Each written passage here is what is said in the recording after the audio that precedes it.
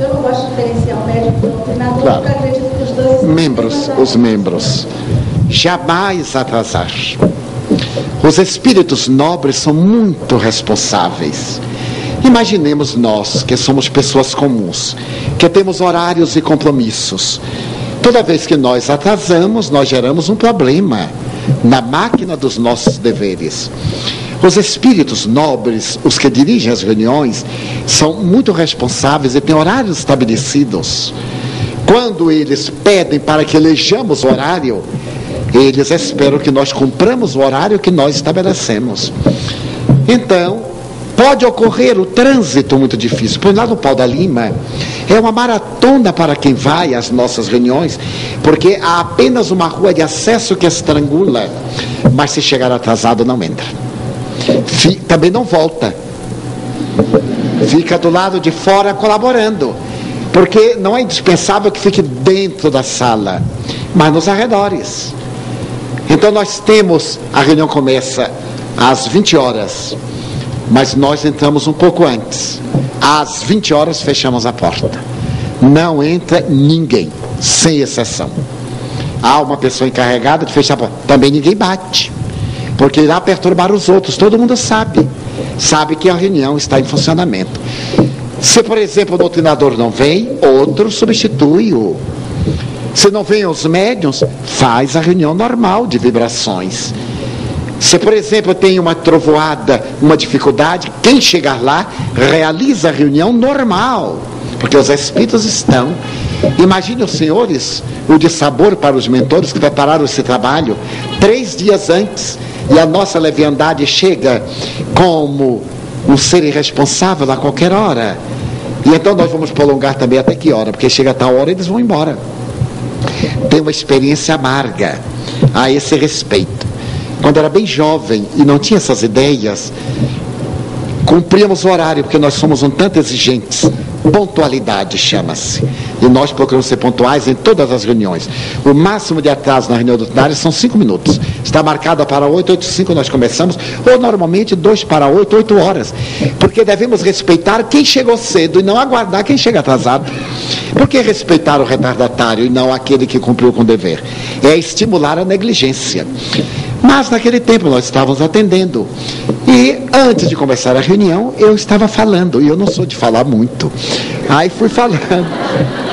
Também não sei porque acharam graça. Aí, pois é, eu não entendi por quê. Então eu fui falando. E quando eu olhei para o relógio, eram 8h10. Então eu dei um sinalzinho para Nilson. E começamos a coisa meio correndinho. A reunião transcorreu muito bem. E a hora X, digamos, às 21 horas, 21h15, Joana de Ângelo me disse: meu filho, agora eu me vou. E estava uma entidade perversa incorporada. E Nilson doutrinando. E ela disse: agora eu me vou, porque eu tenho um compromisso neste horário, como você sabe. A nossa reunião vai das 8 horas, das 20 até as 21h15. Então agora eu me retiro. Eu disse: e esse espírito? Você toma conta, você tomou o espaço dele. Então são os 10 minutos que você tomou, porque eu não posso, porque estão me esperando adiante. Eu disse: minha irmã, não faça isso, pelo amor de Deus, a senhora não vá. Ela disse: o que é que eu vou dizer a quem está me esperando? Fique em paz, meu filho, e nunca mais tome o tempo. E saiu. Eu disse: Nilson, Joana já vai, meu irmão vai embora, pelo amor de Deus, porque Joana também já vai. O que é que a gente vai fazer com você? Ela já vai encerrar. O espírito disse: não vou. Eu disse: você vai, porque a gente vai encerrar a sessão de qualquer jeito, com você presente ou ausente, a diretora já vai. Aí Joana disse: fale com doçura, porque você é que é o responsável. Eu também não precisa a senhora abusar, não é do meu erro. E eu disse: olha, meu irmão, você vem na próxima reunião, você toma a reunião toda, faça o que quiser. Ela me deu uma lição, é claro. Nunca mais, não se fala nada antes da reunião, nem depois. Conversa-se fora da sala, porque a reunião mediúnica vai continuar. 15, 20 minutos de uma doutrinação não são nada, meus amigos. É um choque anímico para abalar a entidade comunicante.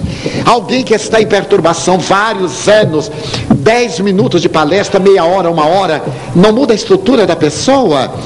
Esse choque fluídico no médium é que o espírito se atordoa e fica receptivo ao que os guias vão dizer. Os guias deslocam-no, mantêm-no no ambiente. Depois que nós saímos, eles doutrinam diretamente, porque senão não precisavam de nós. E não precisam, muitas vezes eles fazem trabalho espiritual. Antes de ter o espiritismo tinha socorro, mas eles se utilizam das nossas energias para poder atender, para poder ajudar, porque o nosso fluido animal rompe-lhes as barreiras que a morte não realizou. E então fica o ambiente, e depois vamos para casa, e os médiuns são trazidos para continuar a experiência, muitas vezes sob incorporação. Agora mais direta, espírito a espírito, perispírito liberado, e fazerem comunicações por ideoplastia, plasmarem, fazerem regressão de memória, explicarem o porquê daquilo que ele considera uma acusação, de que ele se considera vítima, tem razões mais recuadas. Então eles plasmam para que o espírito veja durante a madrugada. Daí é necessário muita disciplina, exceto se nós estamos fazendo sessão mediúnica de brincadeira, como divertimento, com espíritos frívolos e irresponsáveis. Bem, para esses não há hora. Diante do que você falou, a responsabilidade na reunião é muito grande, né? Muito grande. Então o doutrinador não deve sair da sala para nada, né? Mas se ele sai, é como Joana que foi embora, o que será da gente? Nós temos uma pergunta aqui. O doutrinador está saindo para ir até a cantina. Durante a reunião mediúnica? Então não é um doutrinador, é um glutão. Que ele coma antes, mas que coma entre 16 e 17 horas, para ir alimentado, mas não abarrotado, a evitar ir com fome, e durante o trabalho mediúnico está atormentado pela fome, como também os médiuns. Os espíritos são unânimes. Uma refeição frugal, 2 ou 3 horas antes da reunião mediúnica. Depois, o que vier. Deus seja louvado. E o médium que deixa a atividade mediúnica por outras atividades na casa espírita, isso prejudica o grupo, né? Prejudica o grupo e prejudica o médium. Ele deve optar, porque os benfeitores programam contando com ele. É uma equipe, é uma harmonia. Se ele resolve para outra atividade, mesmo na casa, como diria na linguagem popular, está vestindo um santo e deixando o outro despido. Ele deve ter um critério de qualificação, de essencialidade, de prioridade.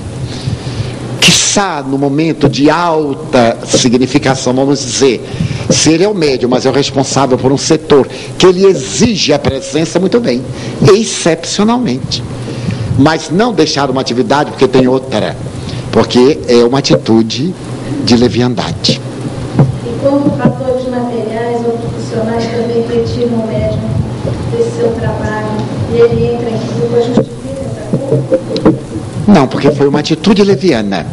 Quando nós assumimos um compromisso com os bons espíritos para a atividade na mediunidade, isso é prioritário. Se ocorre uma que outra vez um impedimento, é justo, mas que ele não se torne um hábito. Tudo tem exceções. Os benfeitores também não são rígidos.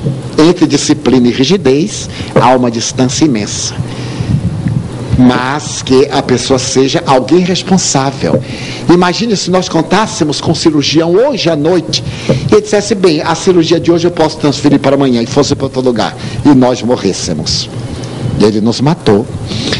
Está no livro dos Espíritos. Não fazer o bem é um mal tão grande quanto fazer o mal. Não cumprir com o dever para o qual se comprometeu é uma irresponsabilidade muito grande, como fazer uma atitude equivocada. Daí vale a pena a pessoa repensar o seu compromisso e definir-se. Eu me sinto, peço licença para colocar na pena da pessoa, tão honrado por Deus em poder trabalhar na mediunidade, principalmente com os irmãos sofredores como eu, aqueles que são do meu nível, aqueles que estão tão baixo quanto eu me encontro e que vêm para a palavra amiga. Às vezes os benfeitores me utilizam no outro mistério, mas levam-me a participar da atividade dos sofredores, vibrando, sentindo, ouvindo as doutrinações, participando, enquanto o corpo mediúnico está na atividade da escrita ou outro equivalente.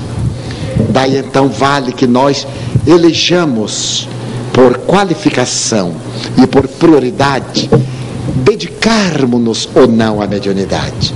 A mediunidade é um instrumento muito delicado, é um equipamento muito sofisticado, deve ser cuidada com muito carinho. Vou utilizar de uma imagem muito forte. Faz muitos anos eu me senti envolvido em referências inamistosas sobre a mediunidade, e eu sofri muito naquela época. E quando os benfeitores me apareceram um dia, me disseram: por que tu te preocupas, meu filho? Eu disse, numa imagem muito terra a terra, pela minha falta de cultura, eu usei uma expressão muito vulgar. Eu disse: minha irmã, eu tenho um ímã. Qualquer pessoa de dignidade tem o seu ímã. E quando esse ímã é perfurado, a pessoa perdeu algo irrecuperável. Perdeu um pouco de si, da sua pureza, da sua castidade, da sua elevação. O meu ímã é a mediunidade. Eu não me incomodo de padecer qualquer tipo de acusação. Até já me adaptei. Mas este é o meu tesouro. Eu estou procurando entregar a vida. É o meu ímã. Então dói-me, porque a ruptura de um ímã sempre dói. Então dói-me muito. E ela me disse assim: mas aquele que não perder tudo que preze por amor a Jesus, não é digno de dar-se a Jesus. Eu digo: bom, então, que vá a minha contribuição de pureza, de castidade, de inocência. A partir de hoje eu sou uma pessoa madura, envelhecida, uma pessoa violada, mas que vai permanecer pura por dentro. Tal a honra que eu sinto de ter sido convidado para ser trabalhador da mediunidade, e lamentar não poder exercê-la quanto eu gostaria, porque é o campo sublime da libertação, é o campo infinito das percepções, é o campo ideal que nos põe em contato com a imperecibilidade da vida. Daí eu sugeriria aos médiuns, das mais variadas posturas, desde os médiuns de inspiração até aqueles que são mais ostensivos, portadores de faculdades mais vibrantes, que nos entreguemos, para que o Senhor da vida, quando necessite de alguém, lembre-se que estamos às suas ordens.